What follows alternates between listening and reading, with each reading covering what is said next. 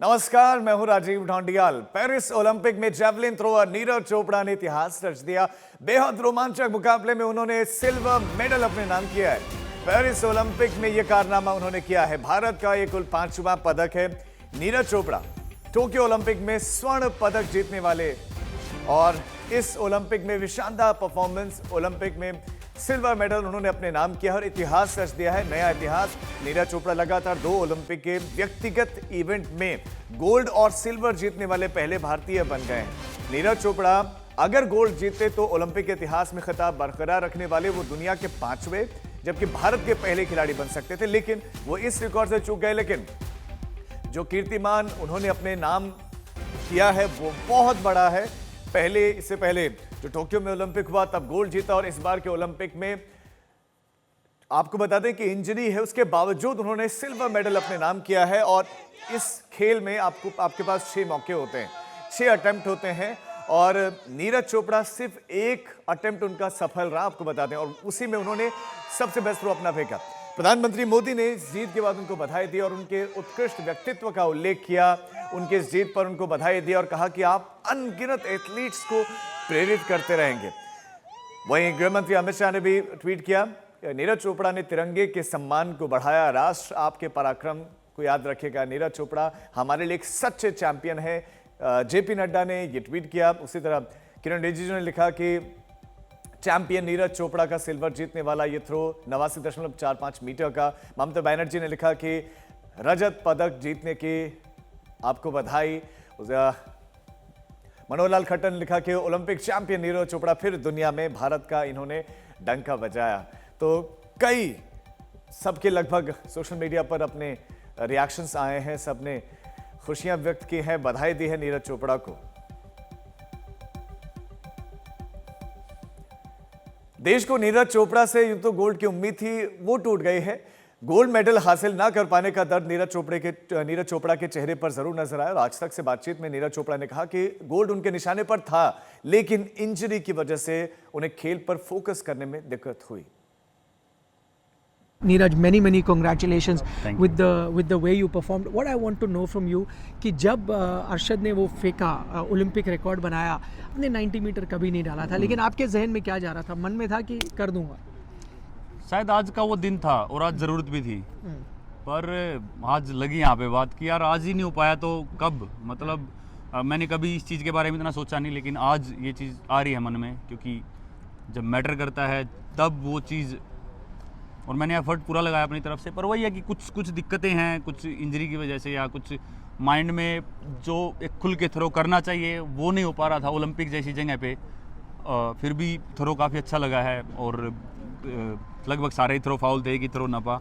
तो वही है कि कंडीशन अपने फेवर में नहीं थी, शरीर भी थोड़ा सा जो होना चाहिए फिट वो नहीं था। फिर भी थ्रो से मैं खुश हूँ कि थ्रो फिर भी ठीक निकल गई।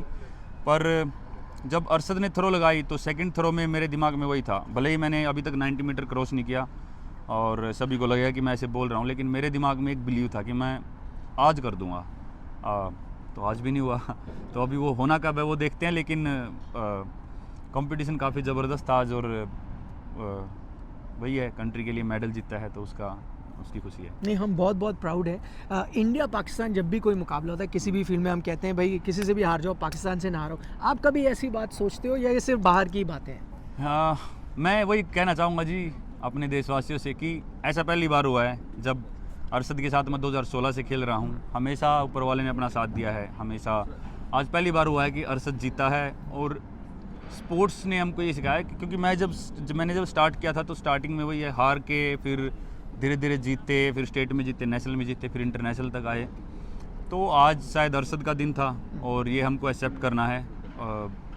और आज पहली बार ऐसा हुआ है और कंपटीशन भी काफ़ी टफ था, थ्रो भी अच्छी लगाई। लेकिन वही है कि आगे फिर हम खेल लेंगे, फिर ये तो सिलसिला जारी रहेगा और कंपटीशन हमारे होते रहेंगे। पर वही है कि जो आज मन में थी कि मुझे लगा था कि हाँ आज मैटर करता है और आज निकाल लूँगा थ्रो, तो वो कहीं ना कहीं वो शायद नहीं हो पाया। और ये चीज़ मेरे स्पोर्टिंग करियर में जो आज का दिन है, मतलब कल जो कंपटीशन हुआ, तो ये कहीं ना कहीं मुझे ऐसा बिलीव हो रहा है कि मुझे आगे अच्छा थ्रो करने के लिए प्रेरित करेगी और इसके बाद और ज़्यादा मोटिवेट होऊंगा मैं। आखिरी सवाल, अगर हम इतिहास उठा लें तो सिर्फ आंकड़ों पे ही नज़र डालें तो आपसे सफल कोई भारतीय एथलीट रहा ही नहीं है। आपको लोग कहते हैं ग्रेटेस्ट इंडियन एथलीट एवर। जब आप ये बात सुनते हैं आपके जहन में क्या होता है? नहीं देखो जी, आप सभी को लग रहा है, लेकिन मेरी नज़रों में अभी भी काफ़ी कुछ बाकी है। और वो जब तक नहीं होगा, जब तक शरीर साथ देगा, मैं ऐसे ही और ज़्यादा मेहनत करता रहूँगा और अपनी कंट्री को जितना ऊपर लेके जा सके और ज़्यादा लेके जाएंगे। और मुझे लगता है कि अभी काफ़ी कुछ ऐसी चीज़ें बाकी हैं जो करनी है। और वो चाहे डिस्टेंस लगा लो, बिल्कुल मेडल हम बोल सकते हैं, लेकिन जेवलिन में क्या है कि हमारे पास डिस्टेंस है, तो वो डिस्टेंस वाला कंसिस्टेंसी जो है, अच्छी बात है कि मेरी 88-89 तक बनी रही, लेकिन अभी टाइम आ गया उस कंसिस्टेंसी को बढ़ाने का। और ये चीज़ बदलेगी अभी ज़रूर बदलेगी। बिल्कुल, बहुत बहुत शुक्रिया हमसे बात करने के लिए। All the very best. Thank you. भविष्य को लेकर आशान्वित हैं और कहा कि अभी होगा, आगे होगा, बेहतर होगा। इस बार अरशद नदीम का दिन था, लेकिन उन्होंने ये भी कहा कि वो खुद भी गोल्ड की अपेक्षा कर रहे थे। उन्हें अंदर से कहीं ना कहीं ऐसा था कि इस बार का जो उनका थ्रो होगा वो 90 पार होगा, लेकिन अरशद ने 90 पार 2 बार कर दिया और एक ऐसा कीर्तिमान स्थापित कर दिया कि आपने देखा कि एक थ्रो ही सिर्फ उनका सफल हुआ और उसके बाद से फाउल पर फाउल होते चले गए।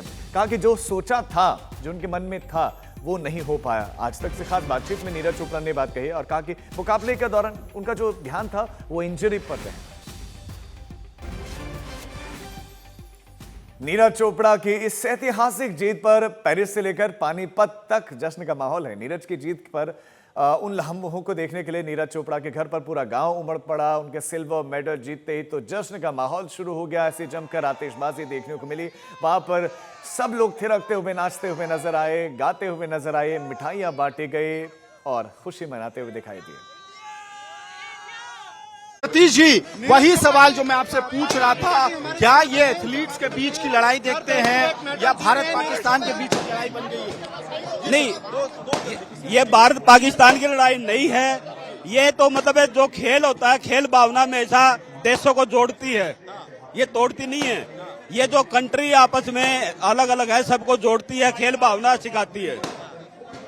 सर, ये असंभव सा ही है कि 2021 में मेडल, 2024 में मेडल, लगातार 2 ओलंपिक्स में नीरज ने मेडल का हिस्ट्री क्रिएट किया है भारत के लिए। जी बिल्कुल, यही है। बस हमें खुशी है कि हम लगातार, वो लड़का मेहनत कर रहा है, देश को मेडल दे रहा है, ये भी हमारे लिए बड़ी खुशी की बात है।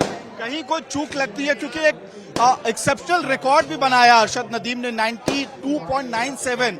इतिहास में कम ऐसे रिकॉर्ड्स बने हैं, तो लेकिन नीरज के पार्ट पे कहीं कोई चूक, किसी इंजरी की वजह से इम्पैक्ट?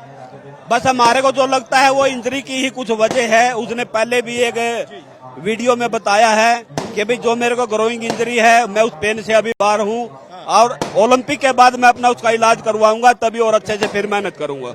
एक और सवाल सर, विनेश नीरज बहुत अच्छे दोस्त माने जाते हैं और खुद नीरज अप्रिसिएट कर रहे थे विनेश जब डोमिनेट कर रही थी रेसलिंग को, तो इस मेडल से लगता है कि विनेश को लेके जो दुख भी था मन में, कम से कम विनेश को थोड़ी राहत मिली होगी। जी बिल्कुल, अपने जितने भी देश के खिलाड़ी गए हैं, सभी को एक रात तो मिलती ही है। सभी आपस में दोस्त हैं, भाई बहन की तरह, मतलब सभी अच्छे से रहते हैं। तो ये सबका एक परिवार होता है, खेल जो है सबका परिवार है। सभी अच्छे से मैनेजमेंट बनाते हैं अपने, और मेरे को लगता है कि सभी खिलाड़ियों को प्रेरित करेगा। तो बड़े खुश हैं जी। गोल्ड भी, मैं भी बच्चे मेहनत करके जा रहे थे, जो ऊंचा गोल्ड है, हम तो सभी उसी में खुश है। और आप खुश हैं? और यहाँ पर ये थोड़ा सा लग रहा है कि गोल्ड पाकिस्तान को गया है, इंडिया को सिल्वर आया, इस चीज का दुख है क्या? नहीं जी, कोई दुख नहीं। एक क्या है, ईसाई पाकिस्तान है और ईसाई इंडिया है, हमने इसमें कोई दुख नहीं। और जब नीरज वापस आएंगे तो किस तरह से आप उनका स्वागत करेंगे? क्योंकि बाहर नीरज के पिताजी कह रहे थे कि चूरमा के साथ वहाँ पे स्वागत होगा और चूरमा जो है प्राइम मिनिस्टर नरेंद्र मोदी को भी भेजा जाएगा। अच्छे डाल करेंगे जी, और सारा परिवार और सारा गांव बटड़ा होकर अच्छी तरह करेंगे चूरमे के साथ भी। और परिवार को खुशी है। नीरज चोपड़ा के घर पर जश्न का माहौल है। पानीपत में उनके परिवार के साथ पूरा परिवार नीरज की जीत पर उस पल का गवाह बना। उस मुकाबले के खत्म होते ही वहां पर जश्न भी शुरू हो गया। मिठाइयां बांटी गई, आतिशबाजी हुई, लोग झूमने लगे।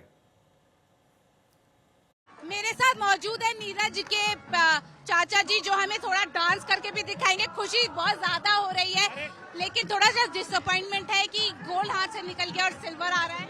कोई बात नहीं, गोल्ड नहीं मिला तो सिल्वर से ही उसने अपना एफर्ट पूरा लगाया। और कहीं ना कहीं प्रेशर आ गया था अरशद के 92.97 के बाद। कोई खिलाड़ी अगर ज्यादा बड़ी थ्रो कर देता है तो स्वाभाविक सी है, थोड़ा बहुत प्रेशर आ जाता है।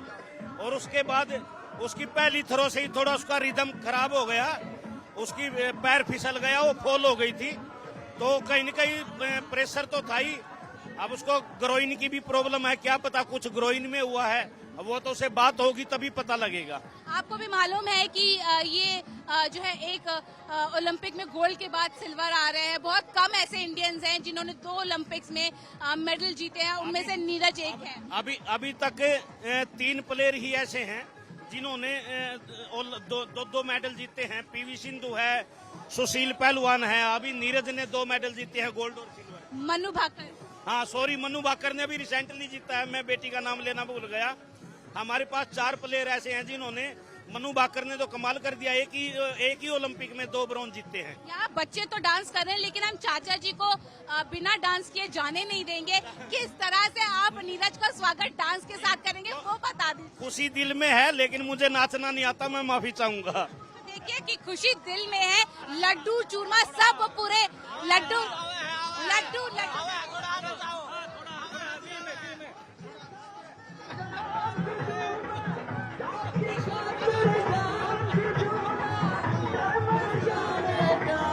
तो आप देख सकते हैं कि किस तरह से नीरज की फैमिली भी, उनके चाचा भी खुशी में झूम उठे हैं। मैच से जुड़े आपके हर सवाल का हम देंगे जवाब। जानने के लिए हर update, live analysis, special interviews download कीजिए स्पोर्ट्स तक ऐप।